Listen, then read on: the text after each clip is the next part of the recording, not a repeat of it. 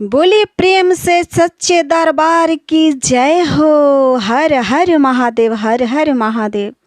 कार्तिक गणेश माँ जगदम्बा के चरणों में प्रणाम करती हूँ। देवों के देव महादेव के चरणों में प्रणाम करती हूँ। जितने हमारे गुरु बहना गुरु भैया देख रहे हैं, सुन रहे हैं, उन सब लोगों को हाथ जोड़ के प्रणाम करती हूँ। हमारे गुरु जी के शिष्य माँ भवानी से क्या मांग रही है, जरूर सुने। जय माता जी। सबका के देलू मैया धन सोनावा हो। कह रही है सेवक, मैया सबका के तो सब कुछ दे देलू, लेकिन हमरो के कुछ हो द मैया, हम बेसहारा बानी। कैसे मांग रही है, सुनिए।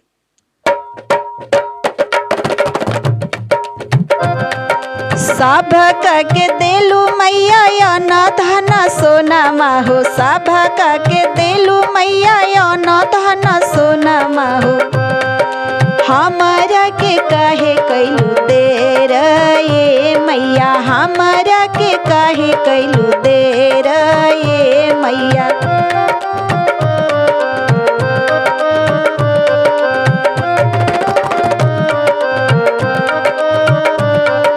सबका के देलू मैया, जय हो। सबका के देलू मैया कोठाया मरिया हो। सबका के देलू मैया कोठा महलिया हो। सबका के देलू मैया कोठा महलिया हो। हमरा बेरी काहे कैलू देर ये माई, हमरा बेरी काहे कैलू देर ये माई।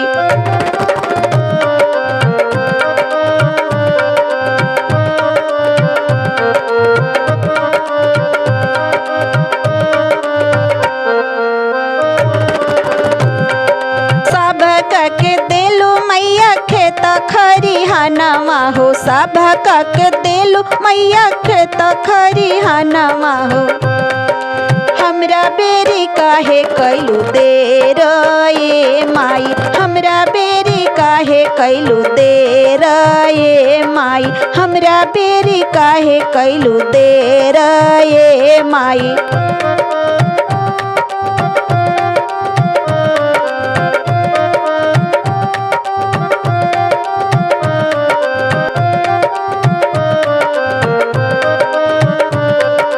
सबका के देलू मैया न धन सोनामा हो। सबका के देलू मैया न धन सोनामा हो। हमरा बेरी काहे कैलू देर ये माई, हमरा बेरी काहे कैलू देर ये माई।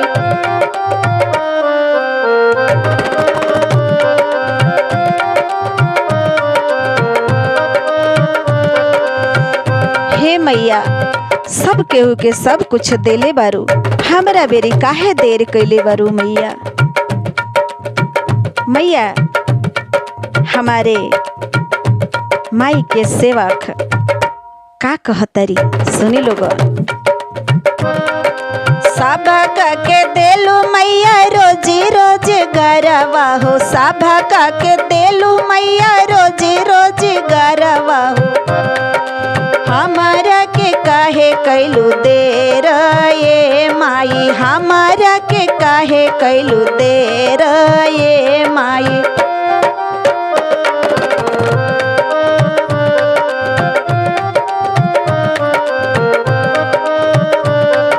सुनत रहनी हाउ तू माटी के मूर्तिया हो। सुनत हम रहनी हाउ माटी के मूर्तिया हो।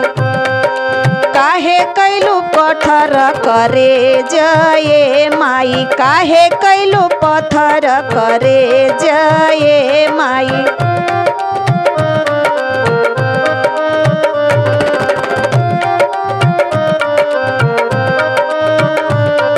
सुना त हम रहने के हाउ दाया दाइनी हो, सुन त हम रहने के हाउ दाया दाइनी हो। हमरा बेरी बनलु कठोर ए माई, हमरा बेरी बनलु कठोर ए माई, हमरा बेरी बनलु कठोर ए माई, हमरा बेरी बनलु कठोर ए